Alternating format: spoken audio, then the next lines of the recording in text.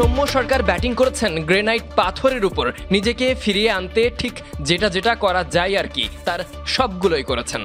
ঝাঁকড়া চুল নিয়ে সৌম্যের এভাবেই ছুটে চলা, তবুও যদি থামা যেত, পারফরমেন্স নামক জাদুর কাঠিটা আরও একবার যদি পাওয়া যেত, নিজেকে বোধহয় সৌম্য সার্থক ভাবতেন, এতদিন করা পারফরমেন্সের সঠিক মূল্যায়নটাও পেতেন।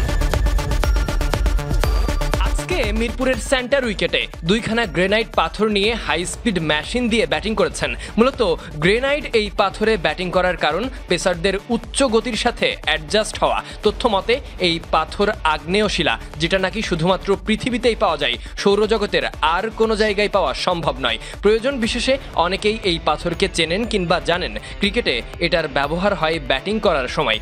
এখন তো সৌম্যদেরকে প্রায় দেখা যায় এই পাথরের উপর ব্যাটিং করতে। উইকেটে এই পাথর রেখে তার উপর বল পিচ করালে পাওয়া যায় দ্বিগুণ গতি, ব্যাটসম্যানকে গতির সাথে মানিয়ে নিতে, যা ভীষণভাবে হেল্প করে।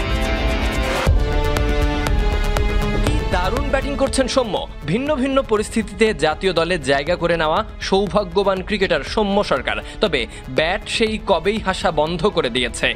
মাঝে ধূপ করে জ্বলে ওঠা আরও নাভিশ্বাস বাড়িয়েছে। সৌম্যের প্রতি মুগ্ধ হওয়া সমর্থকদের আশার পালে হাওয়া লেগেছে।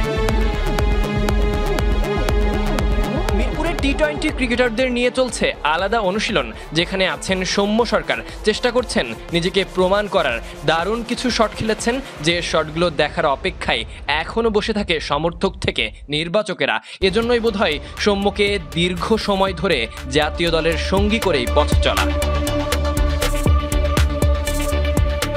সৌম্য আজ নেটে ব্যাটিং করেছেন দুই ভাগে। প্রথমে গ্রেনাইট পাথরের উপর, এরপর স্পিনারদের মোকাবেলা করেছেন সবার শেষে। টি-20 ফরম্যাট বিবেচনায় সৌম্যরা বরাবরই স্পেশাল হিসেবেই বিবেচিত হয়। তবে এক্সেপশনাল পারফরমেন্স একেবারেই হাতে গোনা। সেসব দিন ভুলে এখন সৌম্য আবারও সুযোগের সন্ধানে। জাতীয় দলও এই ক্রিকেটারকে রাখে বেশ আদরে। তবে সৌম্যের জন্য সময় এখন পারফর্ম করার, না হলে খুব শীঘ্রই দিন গুনতে হবে তরুণদের মাঝে হারিয়ে যাওয়ার। Sadiq Ahmed, Sunny, BD cric time.